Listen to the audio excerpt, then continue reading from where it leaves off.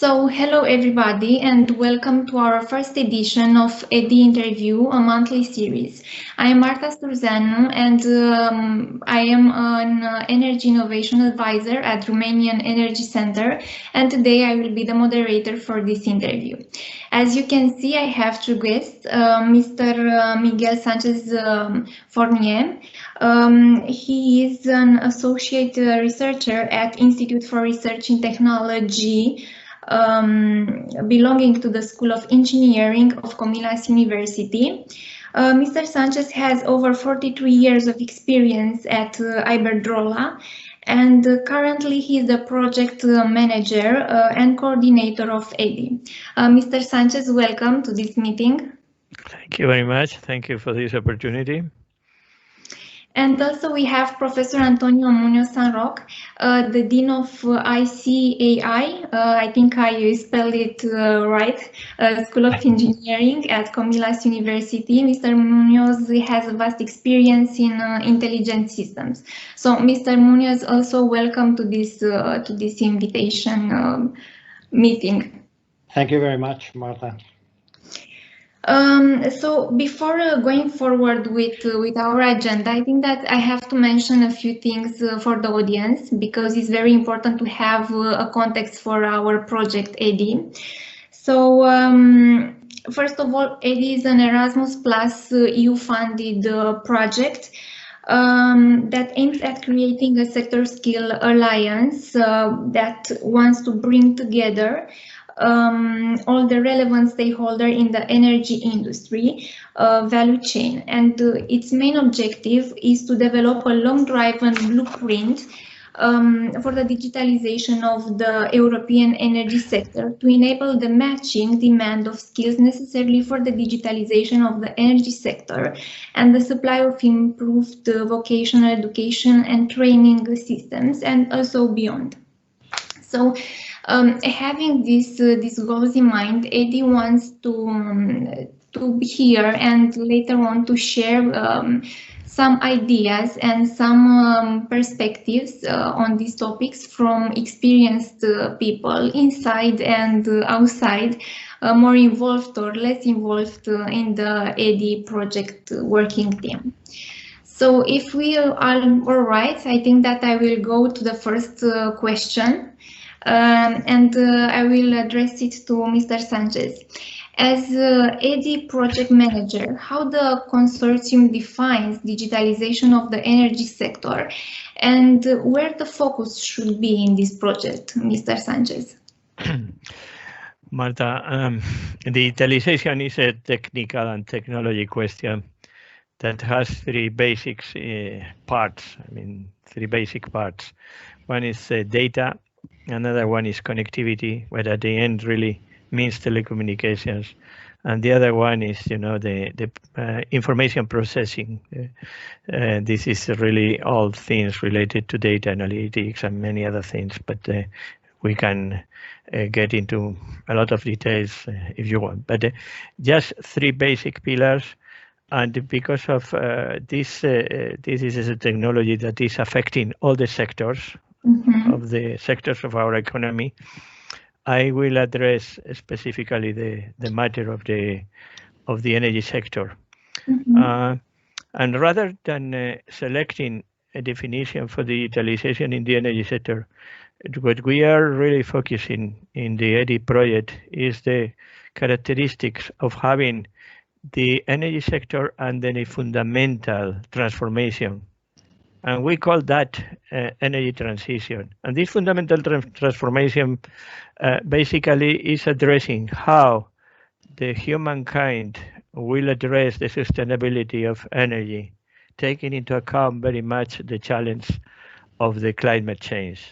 So this is really the point. So the energy sector is under a real energy transition, and digitalization is affecting on the way of bringing up the clear benefit of speeding up the transformation of the energy sector.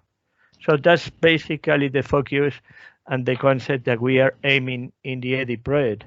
And of course, in our work, in our research, we are concentrating in something which is becoming a fundamental thing, is the education.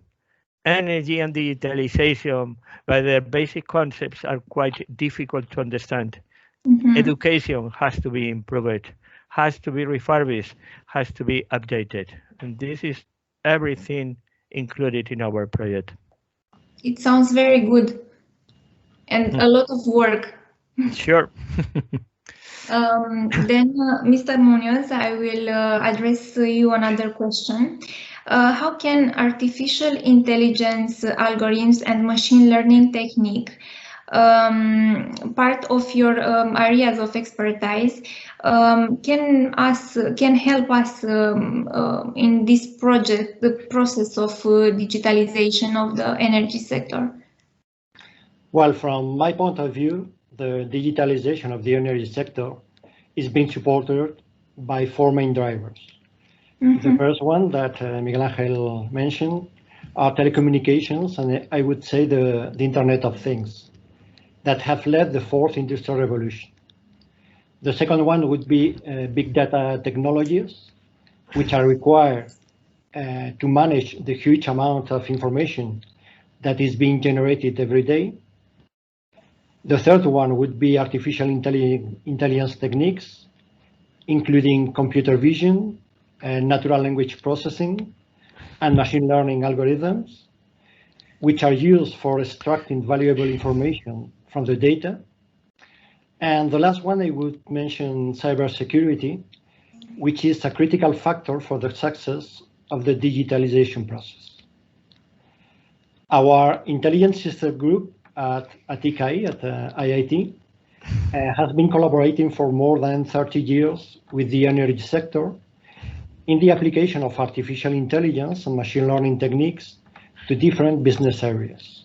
As for example, data-driven maintenance, which is a very important field nowadays, smart grids, electricity markets, the integration of renewable energy, and energy retailing.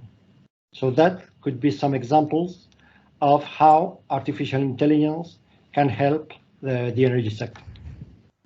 It seems like it will have to target a lot of different sections, as you already said, the more pillars of this domain. Sure. Now I think that I can also ask you, because you both work in university and you both teach some classes there. Some in artificial intelligence and others in other domains. But the main question is, in the context of EDI, what do you think is the smallest change with the biggest impact that can be added to the education institutions regarding the current curricula, and why? Mr. Sánchez, do you want to? Sure. Thank you, Marta. Thank you so much to start with this. I mean, what your question is addressing is the real content of the project by itself. So I would hope that at the end of the project, you know, with all the research and the investigation we are doing, the answer would be absolutely more accurate than the one that I can give you based on my experience in the past years. But, you know, because EDI is addressing not only university education level, but also all types of VAT levels in this field. The point is that we are expecting to find out a lot of possibilities of improving the education. Small, bigger, but in any case of different sizes with a clear impact to categorize. So taking into account that, again, the response to your questions would be much better to leave this for the for the end of the project. My answer to you is that let me just share with you an experience that I have I have seen coming from the industry, as you have mentioned before, you have reminded us, coming from the industry and being very much involved right now in the university, is that the fact that there are opportunities that bring the digitalization concept that should be taken benefit very soon and very fast. And as the example I have is the master in smart grids that we have prepared in the University COMILLAS and the ICAI School of Engineering. It's the simple process of knowing that we had a very excellent degree in power engineering, and we needed to have the same students, very expert and very well trained in power, also being trained at the same time in ICTs, and especially in this case telecommunications. So of course it is requesting more effort from the students, but this is really addressing the facts of digitalization. This is my clear example that I would share with you as as a part of the answer. Sure, it's very relevant. Mr. Muñoz, do you want to add? Yeah, sure. Well, I think that as engineering schools, we cannot ignore the digital transformation that our industry and our economy are undergoing. We are responsible for the education of the engineers that will lead this transformation. So we need to renew the curricula in order to consider, for example, artificial intelligence as an essential component of advanced engineering. In our case, the first step was to offer machine learning courses with a very practical approach to our engineering students. These courses have also been offered to professionals in the energy sector with a great success and impact. In fact, these courses have given rise to several research projects carried out by mixed university and company teams. We have also developed the Smart Grids Master, and we are combining the education of our engineers with other masters, like, for example, big data or connected industry or cybersecurity. And I'm sure that in the future, these topics will be completely integrated in the engineering studies. I hope so, because it is needed. I think a lot of universities are lacking these types of classes, and the students will have in the near future, I think, a big gap regarding this information. Sure. I think that, for example, Europe is very well known for the success of its engineers, but Europe has to give a lot of importance to this kind of education compared to the United States, for example, or China and other countries. Exactly. Yeah. To be also in line with everything. And because we do serious work, but I think that is not the case to take ourselves always into ourselves too seriously. I also want to ask you about your hobbies. So let me ask you, what are you doing, Mr. Sánchez, in your free time when you are not working? Miguel Ángel is always working, so. I hope no, because we also have to be balanced in professional and personal life. No, every human being has to do many things, because otherwise it will be very limited, you know. Because of that, it's clear that you have to. I mean, I am not going to describe all those things, but just think in the areas that I have really, in my personal activities, I have really put some priority, you know. First of all, is the health.